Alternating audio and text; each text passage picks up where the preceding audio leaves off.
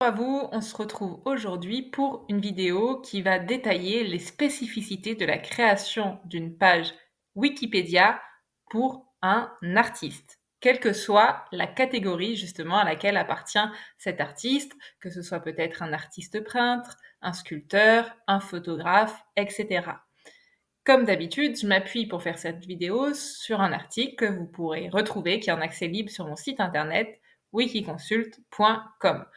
Vous trouverez d'autres vidéos plus générales sur la création de pages Wikipédia, mais là, l'idée, c'est vraiment de faire une fixette sur les artistes, quelles sont les spécificités, les choses à savoir pour ne pas passer à côté d'elles et risquer que la page ne soit jamais mise en ligne, voire supprimée, ou qu'il y ait des bandeaux rouges disgracieux qui soient ajoutés en haut de la page Wikipédia. Donc déjà, première étape, comme toujours, je le redis à chaque fois, mais c'est vraiment important et notre cerveau a tendance à passer trop vite sur cette étape-là, c'est de vérifier que la notoriété de l'artiste, elle est suffisante pour qu'il ait sa propre page Wikipédia. Autrement dit, est-ce que l'artiste coche les critères d'éligibilité à figurer sur Wikipédia? Ces critères, c'est pas moi qui les fixe, c'est pas moi qui les invente, c'est la communauté de Wikipédia, tous les gens qui interviennent sur Wikipédia. Vous aussi, vous pouvez y participer. Ces critères sont définis collectivement, sont potentiellement prêts à évoluer dans le temps, mais il faut dans tous les cas les respecter si on veut pas que la page soit supprimée ou qu'il y ait un débat d'admissibilité qui soit ouvert et qui conduise à terme à supprimer la page. Donc, si vous ne respectez pas ces critères, non seulement la page ne risque de ne jamais être mise en ligne, mais en plus, elle pourra être supprimée ou faire l'objet de bandeaux disgracieux compliqués à enlever. Donc, pour ça, vous allez devoir à la fois aller regarder du côté des critères spécifiques de notoriété et qui dépendent pour chaque artiste. Par exemple, il y en a des spécifiques pour les artistes peintres. Il va y en avoir des spécifiques pour les écrivains, etc. Et si vous ne cochez pas les critères spécifiques du type d'artiste auquel vous appartenez, eh bien, il faut aller voir dans ce cas les critères généraux de notoriété qui sont valables pour tout le monde et qui sont qu'il y ait au moins 2 médias, ça peut être 2 fois le même média, qui ait parlé de cet artiste à 2 ans d'intervalle. On parle de médias nationaux et généralistes, ça veut dire des médias comme Le Monde, France Inter, France 3, pas France 3 Région, France 3 National, qui est consacré vraiment un document complet à cet artiste, c'est-à-dire qu'il soit revenu sur son œuvre, sa carrière, ses particularités, et pas juste qu'il cite par exemple une exposition de l'artiste. Tout ça à 2 ans d'intervalle parce que Wikipédia estime qu'il faut être un peu durable dans le temps pour, entre guillemets, mériter de figurer sur l'encyclopédie. Donc si vous ne respectez pas les critères spécifiques, vous pouvez aller voir du côté des critères généraux, c'est parfois plus facile de les cocher. Il y a aussi une spécificité pour les artistes, c'est que si vous avez une entrée sur le site Bénézite, qui recense les artistes, qui est un site aussi un peu de nature encyclopédique, eh bien là, c'est un critère suffisant pour disposer de sa propre page Wikipédia, même si vous ne couchez pas les autres critères. Dans les critères spécifiques, par exemple, je peux vous en citer quelques-uns, même si je vous renvoie vraiment à l'article pour les connaître tous. Il y a le fait d'avoir été exposé, idéalement à plusieurs reprises, dans des collections permanentes de musées nationaux. Ça, c'est un critère suffisant aussi pour avoir sa page Wikipédia. Donc, admettons que vous avez coché les critères, que l'artiste sur lequel vous voulez créer la page a coché les critères de notoriété.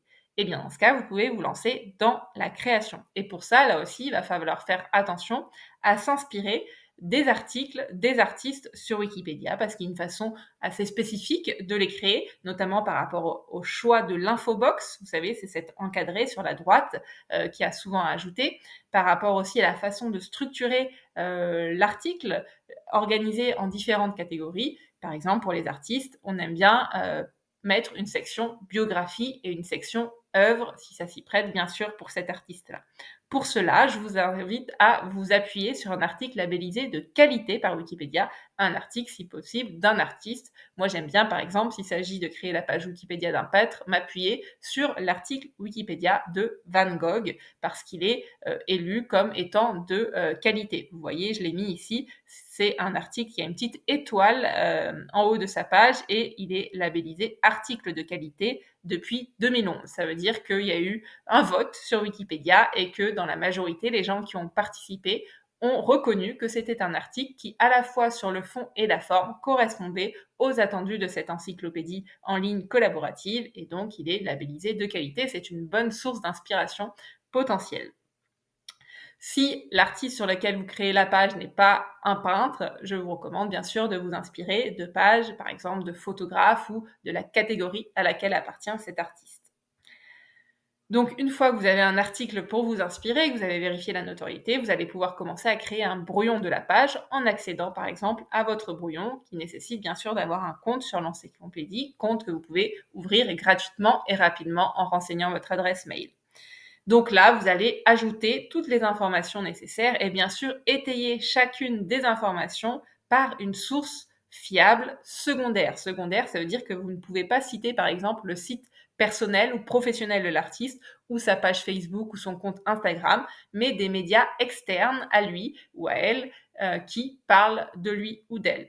Il faut bien aussi sélectionner la nature des informations. On ne dit pas n'importe quoi sur une page et on essaie de sélectionner des informations qui sont de nature encyclopédique, même si bien sûr c'est un critère qui est un petit peu subjectif.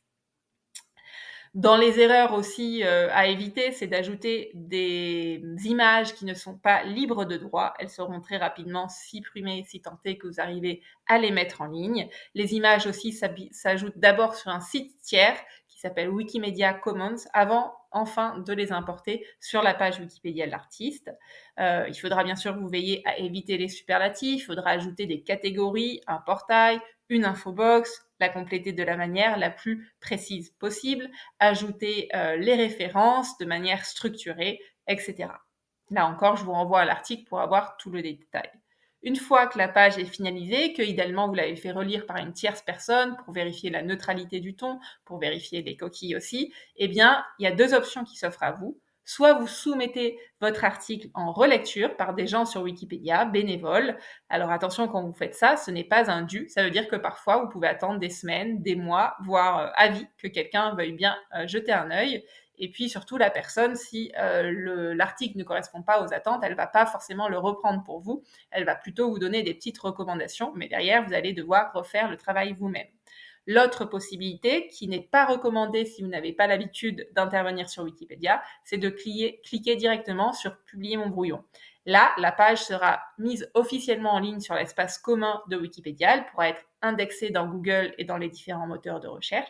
Mais attention, il y a à la fois des robots et des bénévoles de l'encyclopédie qui passent à chaque fois sur chaque nouvelle page pour vérifier qu'elle correspond aux attentes de l'encyclopédie. Et votre page, si elle ne correspond pas aux attentes, soit elle peut être blanchie, ça veut dire qu'on va la vider de son contenu, soit elle peut être supprimée par un administrateur de Wikipédia, soit il peut y avoir ce qu'on appelle un débat d'admissibilité qui est ouvert et chacun va discuter de si la page, l'artiste, entre guillemets, mérite d'avoir sa page sur Wikipédia. Et ce type de débat peut conduire à supprimer dans les semaines qui suivent la page.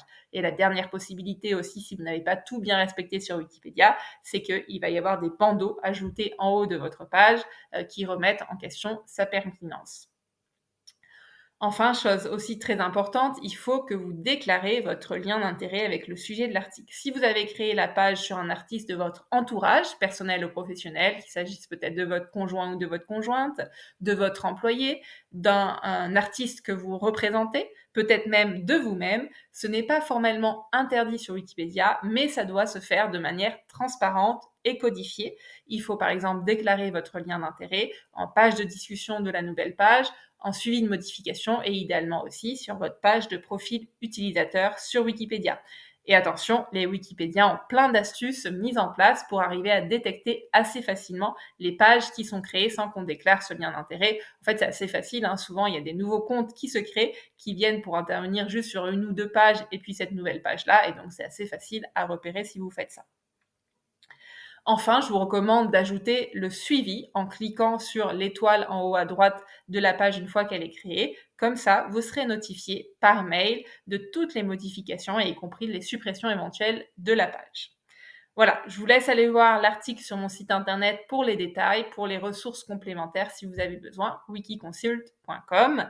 Sachez que moi, j'interviens sur Wikipédia aussi pour les professionnels et les particuliers, pour qui souhaitent déléguer ça parce qu'ils n'ont pas le temps de se pencher sur le sujet. Je le fais de la manière la plus transparente et respectueuse possible de souhait de l'encyclopédie. Et puis, je propose aussi des formations qui peuvent être prises en charge par votre organisme de formation continue, parce que mon but aussi, c'est de démocratiser les interventions sur Wikipédia. Et donc, j'ai mis en place ça pour les gens qui n'ont pas forcément les moyens de se payer un prestataire. Eh bien, il y a des formations qui peuvent être prises en charge par votre OPCO.